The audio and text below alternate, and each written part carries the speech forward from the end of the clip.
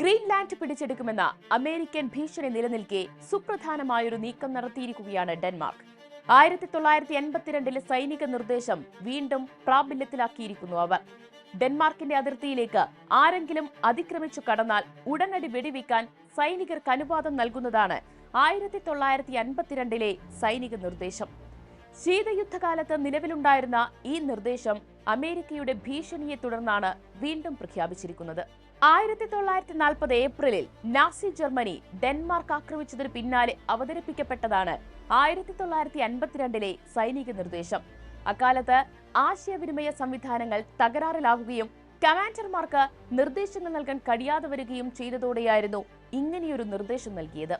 Greenland പിടിച്ചെടുക്കുമെന്ന തരത്തിലാണ് അമേരിക്കയുടെ നീക്കങ്ങൾ. അതിന്റെ സൂചനകളും ട്രംപ് ഭരണകൂടം നൽകുന്നുണ്ട്. എന്നാൽ തങ്ങളുടെ കീഴിലുള്ള അർദ്ധ സ്വയംഭരണ പ്രദേശമായ ഗ്രീൻലാൻഡ് ഒരു കാരണവശാലും വിട്ടു നൽകില്ല എന്നു തന്നെയാണ് ഡെൻമാർക്ക് പുതിയ നീക്കത്തിലൂടെ പ്രസ്താവിക്കുന്നത്. അമേരിക്ക ഏതെങ്കിലും തരത്തിലുള്ള അധിനിവേശ പ്രവർത്തനങ്ങൾ നടത്തിയാൽ പിന്നെ നാറ്റോ സഖ്യമില്ല എന്ന പ്രസ്താവനയ്ക്ക് പിന്നാലെ ഇതുകൂടി വന്നതോടെ കാര്യങ്ങൾ കൂടുതൽ സങ്കീർണമാവുകയാണ്. ഗ്രീൻലാൻഡ് വിൽപ്പനയ്ക്കുള്ളതല്ല എന്ന് ഡെൻമാർക്കും ഗ്രീൻലാൻഡ് ഭരണാധികാരികളും ആവർത്തിച്ചു പറഞ്ഞ കാര്യമാണ്.